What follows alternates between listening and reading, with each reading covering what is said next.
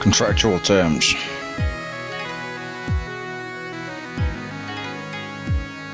Case of Union Eagle Ltd versus Golden Achievement Ltd. 1997 UK Privy Council. Hong Kong.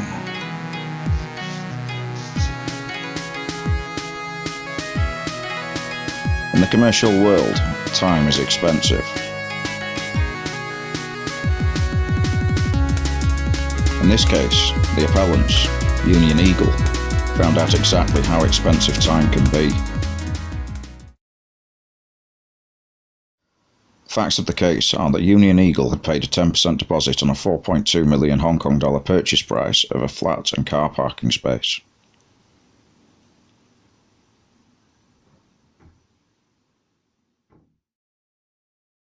Specifically, they had paid the deposit on Flat A 30F Block 5 and car parking space number 23 on level CP5 of Pacific View, 38 Tai Tam Road, Hong Kong.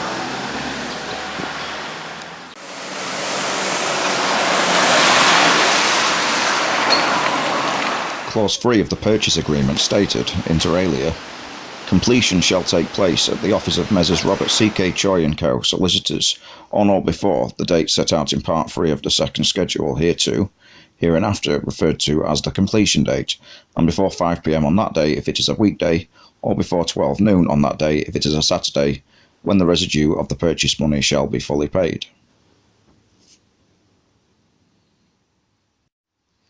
The crucial part of Clause 3 was the deadline of 5 p.m. for completion.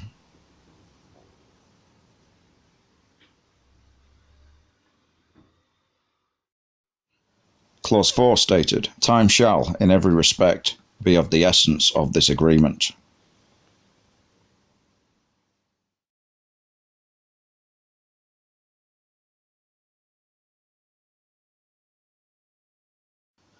Vice President Lytton, speaking in the Hong Kong Court of Appeal, stated, Robert C.K. Choi's clerk, Miss Chow, found her opposite number, Miss Tin, at F. Zimmern's office shortly before noon on the 30th of September, which was the agreed date for completion, and reminded her that the balance of the purchase money must be received before 5 p.m. on that day, otherwise the vendor would exercise its right to forfeit the deposit and rescind the agreement.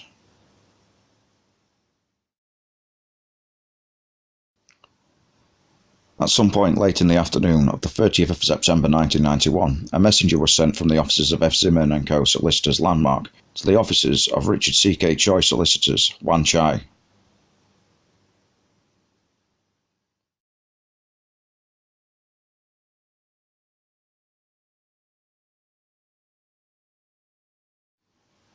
The messenger's task was to complete the agreement in compliance with Clause 3 of the contract by delivering cheques to the office of Richard C.K. Choi by 5 p.m. As per Clause 4, time was of the essence. This case involved an interesting conflict between equity and the need for commercial certainty in contractual dealings. Equity, sometimes referred to as the court's equitable jurisdiction, is the court's power to do justice in certain cases, even if this means going against the strict letter of the law.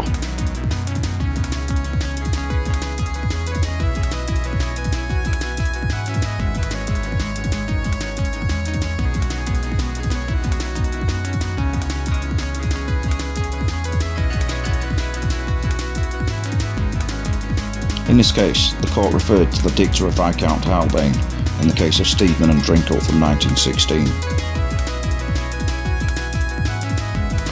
Courts of equity, which look at the substance as distinguished from the letter of agreements, no doubt exercise an extensive jurisdiction which enables them to decree specific performance in cases where justice requires it, even though literal terms of stipulations as to time have not been observed.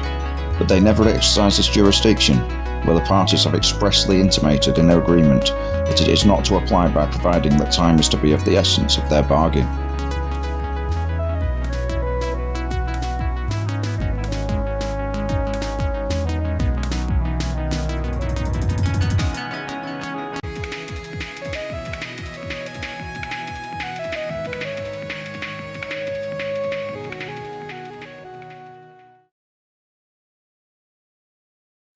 F. Simmons' messenger arrived late at Robert C.K. Choi's office by 10 minutes.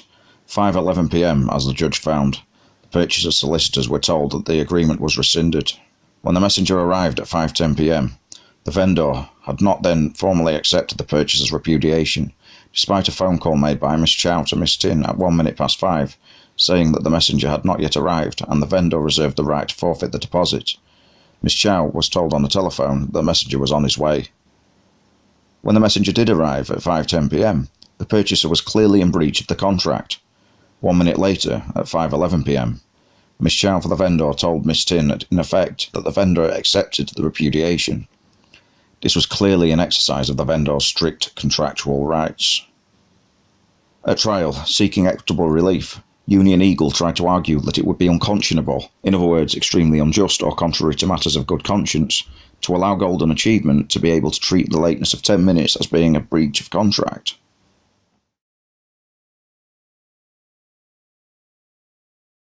As stated in the Hong Kong Court of Appeal, there was no suggestion that the vendor had misled at Union Eagle, or that they were guilty of any trickery or sharp practice. Union Eagle's appeal to the Privy Council failed. Lord Hoffman considered that, whilst equity was a valuable tool, in this case it was outweighed by the need for certainty as regards this particular type of term. The existence of an undefined discretion to refuse to enforce the contract on the ground that this would be unconscionable is sufficient to create uncertainty, even if it is most unlikely that the discretion to grant relief will be exercised.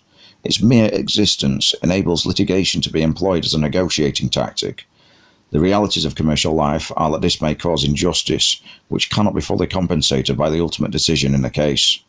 The considerations of this nature, which led the House of Lords in the Scap-Trade to reject the existence of an equitable jurisdiction to relieve against the withdrawal of a ship for late payment of hire under a charter party, are described in a passage from the judgment of Lord Justice Robert Goff in the Court of Appeal, which was cited with approval by the House. Of course, the same need for certainty is not present in all transactions, and the difficult cases have involved attempts to define the jurisdiction in a way which will enable justice to be done in appropriate cases without destabilising normal commercial relationships. It remains for consideration on some future occasion as to whether the way to deal with the problems which have arisen in such cases is by relaxing the principle in Steedman and Drinkle, as the Australian courts have done, or by development of the law of restitution and estoppel. The present case seems to their lordships to be one to which the full force of the general rule applies. The fact is that the purchaser was late. Any suggestion that relief can be obtained on the ground that he was only slightly late is bound to lead to arguments over how late is too late, which can be resolved only by litigation. In his dissenting judgment, Justice Godfrey said that the case cries out for the intervention of equity. Their lordships think that, on the contrary, it shows the need for a firm restatement of the principle that in cases of rescission of an ordinary contract of sale of land for failure to comply with an essential condition as to time, equity will not intervene.